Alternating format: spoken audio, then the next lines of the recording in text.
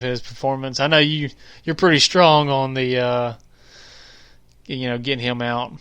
Yeah, I mean, he's not good. Yeah. He probably couldn't start anywhere in the SEC. He'd probably struggle to start in the Sun Belt. I mean, he's not a good quarterback. Terrible decisions, forces passes. He just hadn't had a lot of development. No, the only thing good about him was his durability, and that was taking it. sacks. Yeah, like he could take hits like nobody else I've ever seen. But I don't know, DeAndre Francois, he was taking hits left and right at Florida State. Yeah, is he true. Still in college? Yeah, I'm pretty sure he is. Oh, I mean, he got on the wrong team at the wrong time. Yeah, he did. Yeah. It's unfortunate, but Um, Florida State was due for a downfall. You could see it coming. Yeah, well, they had that one good year. Yeah. It had to be that 1 year, but but Georgia, I think, just kind of settled in, and which Georgia don't really do anything that like they're not a team that's gonna like make you raise an eye or they're not gonna impress you. I don't think. Like they just manage the game and that make stuff when they need to, but it's not like LSU Alabama that's just like running the score up, just throwing the ball down the field every play. Yeah, I don't know. There's just something about Georgia that I don't think they're that good. And I think when it comes to the time that they're going to, if they ever fall behind, they're not going to catch up, I don't think. Well, you can look at that Notre Dame game. They struggled. It was a close game right to the very end. And yeah. Notre Dame, they've got a good defense. So, and you could tell, Georgia was struggling with that. And, when they play like... Does Georgia play LSU? That's something I need to look up. They do not. But they do, they play Florida for sure. And Florida's got probably the best defense in the SEC, especially seeing, this week, this past week. I think Florida beats Georgia, honestly. I wouldn't have said that, a couple of weeks ago, but like offensively, I don't think Florida's a good, really, they're very mediocre, but their defense really holds them in the game. And that's kind of how Auburn is right now. But I just think Georgia's eventually going to meet someone that's going to expose them. Yeah, really, there's not many teams that they're going to meet that has that chance. I only see 3. Florida, maybe Missouri, and Auburn. Who, Georgia?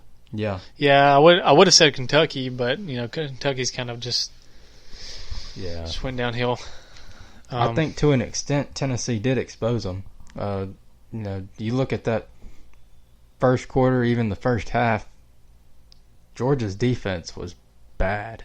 Yeah. I mean, they weren't just, all right. They weren't, struggling. They were bad. I think really what helped them more than anything is just adjustments. Yeah. I mean, like, because, Jake Fromm, I wouldn't say he's just this. I mean, Jake Fromm's not going to win the Heisman. No. But he's a good quarterback, and he's a leader, man. He gets, he makes his check downs, and he makes sure, everyone's on the line and down and set, and you can tell he knows what he's doing. Yeah. See, with Jake Fromm, I think that he was born like a... He's a natural leader, man. He was like 10 to 20 years, born too late. Because 10, 20 years ago, he would be the best quarterback in college football. Yeah. Well, now you got the spread and the RPOs and stuff like that. Yeah. And I don't know, for sure, but I don't think Georgia runs a whole lot of RPOs. I don't remember seeing much from him. The only thing I've seen is maybe some wildcat formations. Yeah, which, that's not really integrated with the quarterback unless they, run like a double pass or some crap like that. But yeah, Georgia just they kind of run a little old style. But yeah, I mean I think Georgia can win every game they play this year. But I mean it's just the fact that what happens when they meet that good defense. It'll be a low scoring game, I think. Like as being an Auburn fan, I think that's one of our more winnable games through the stretch for their season. Yeah, I mean they made a true freshman look like a seasoned veteran at quarterback. Who? Georgia did. They made Brett Maher look like he's. He did fairly good considering, especially that first quarter and a half. So, I mean, honestly, if that defense shows up, then they're beatable by any team that has, a decent offense. Yeah. Tennessee don't really have that. They had a couple sparks there, but they're just not there yet. Hopefully they'll get there next year, bring in some bigger bodies, some smarter people.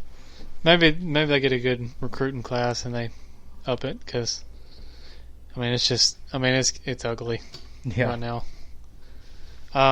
But some other games. LSU played Utah State, and it was close. I think like the first quarter, and then LSU just kind of pulled ahead. And then we got Missouri and Troy. You got to watch out for Troy because they've upset some teams over the years, like LSU, for example. But that didn't happen. Missouri took care of business. Which, one of the most notable things that I thought I saw from that game was Kelly Bryant getting hurt. Yeah, how bad was that? I don't know. He didn't go back in the game. He was on crutches. I haven't heard any more news about it. Which I could scroll through and check it out. See, the Associated Press said 5 days ago that the Tigers had hoped that it isn't the last pass of Bryant's college career. So, say it again. The Associated Press, they said that the Tigers were hoping that it wasn't the last pass of Bryant's college career. That was 5 days ago. Which I see where it says it says Kelly Bryant's okay. Let's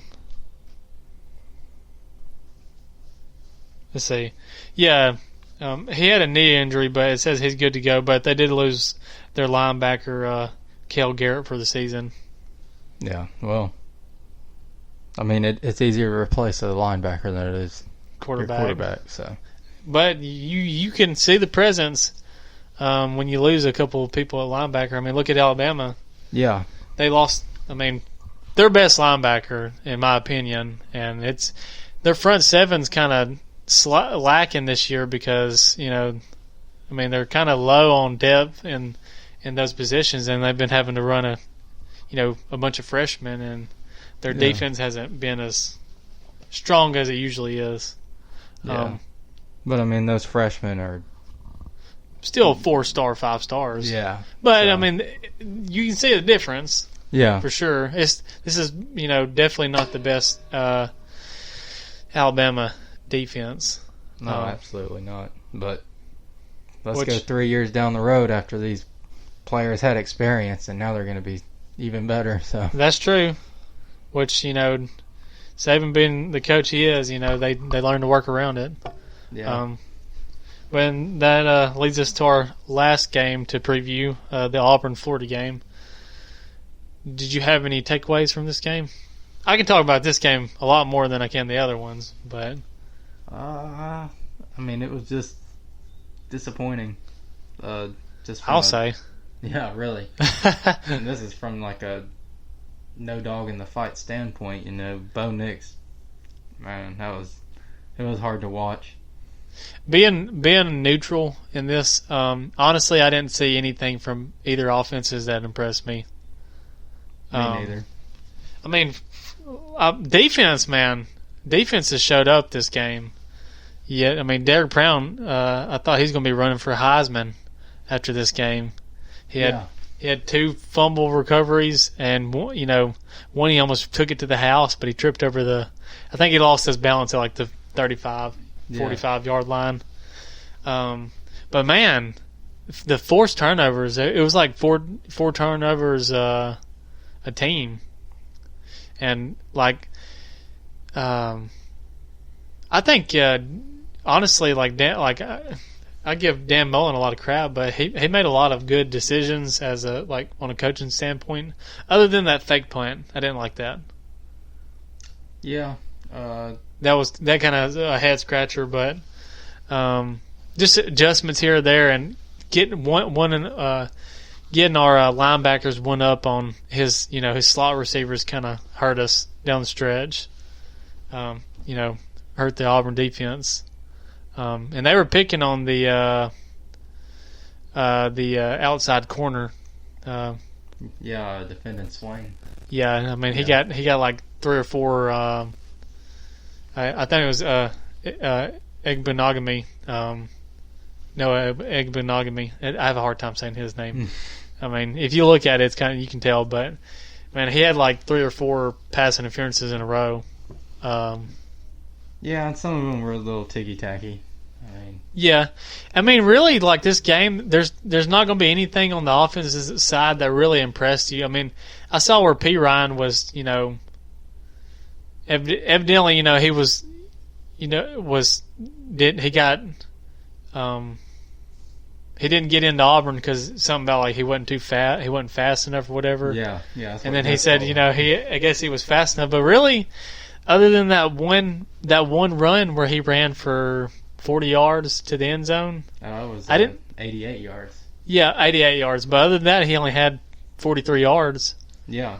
And let's be honest, that run was kind of, in my opinion, the defense was gas, man. They'd been on the field almost every play this game. So I mean, they finally just gave one up, and that's not really characteristic for a Kevin Steele offense because, I mean, they'll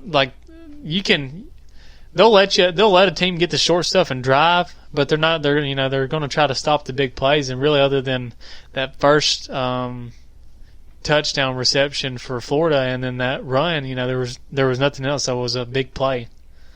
Man, Auburn's offense just really sputtered. I mean, they couldn't get nothing going. They were horrible on third down conversion. And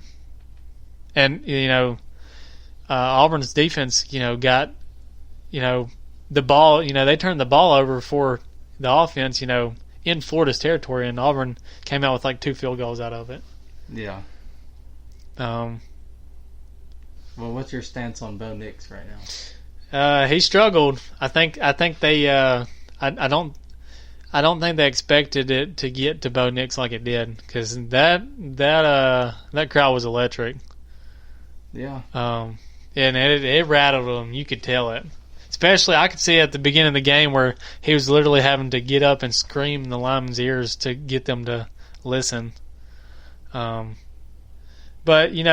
even with which one pick he threw one pick to the sideline. But really it was just a hell of a catch from that corner on that side, because he one-handed pulled it down. But I mean, Bo Nix just didn't do good. Well, he was overthrowing and underthrowing balls. Yeah. One pass he overthrew Seth Williams, and Seth Williams had to extend for it, and he tumbled, and then we're down there in Auburn's down there in the red zone, and Bo Nix throws a pick, just kind of a dumb pass, almost in double coverage, trying to get it to Sal Cannella. So yeah, that was kind of like a desperation pass, I think. It really wasn't like at the point of the game. I understand it was maybe the third or fourth quarter. Yeah. But I mean, it's not like Auburn lost by a lot. It was only it was 13-24. Yeah. Was that not fourth down, or was it third down?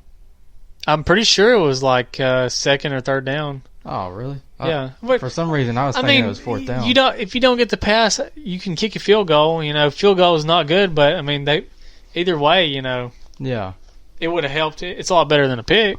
Yeah, I was thinking, for He some just- reason I thought it was fourth down. I mean, it just got to him, man.